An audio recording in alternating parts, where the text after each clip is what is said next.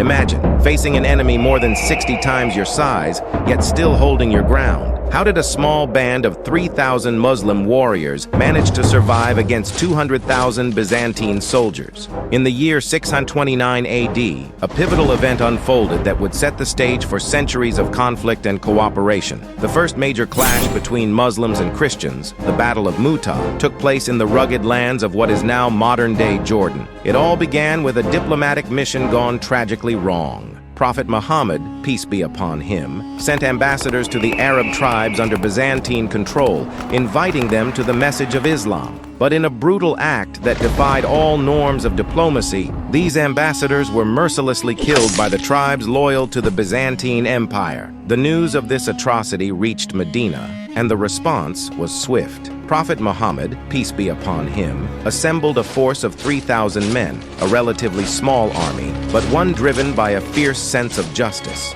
Zaid bin Harithah was appointed as the commander, with Ja'far ibn Abi Talib and Abdullah ibn Rawaha as his deputies, each ready to leave if the one before him fell in battle. As the Muslim army advanced towards Mutah, they encountered an overwhelming force, 200,000 Byzantine soldiers, including their Arab allies. The sheer size of the enemy army was staggering, yet the Muslims stood firm, their faith unshakable. The battle commenced with Zaid bin Harithah leading the charge. His bravery was unmatched, but the experienced Byzantine soldiers soon surrounded him. Zaid fought valiantly, but eventually he was struck down, becoming the first martyr of the battle. Ja'far ibn Abi Talib then took the banner. Knowing his fate, he fought with unparalleled courage, refusing to retreat. Even when both his arms were severed, he held the banner with what remained until he too fell, martyred after sustaining over 80 wounds. With the fall of Ja'far, Abdullah ibn Rawaha stepped forward. Despite the immense odds, he led the Muslim army in a fierce attack on the Byzantine center.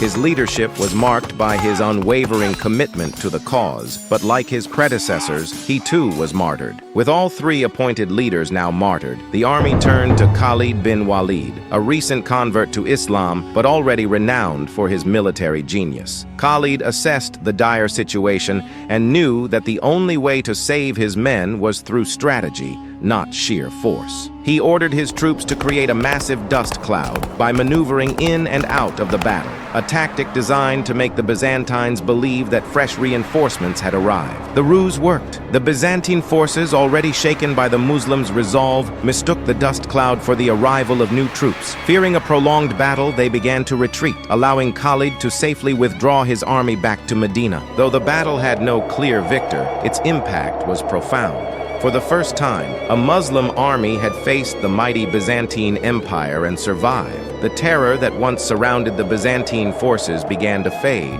and the tribes of Jordan and Syria realized that a new power was rising. The Battle of Mutah was more than just a skirmish. It was a statement. It demonstrated the resilience of the Muslim community and foreshadowed the greater conquests to come. This was the beginning of an era where the Muslim world would no longer be confined to the Arabian Peninsula, but would begin its expansion across continents. If this story of courage and strategy moved you, don't forget to hit the like button, share this video with others, and subscribe for more deep dives into the captivating moments of history.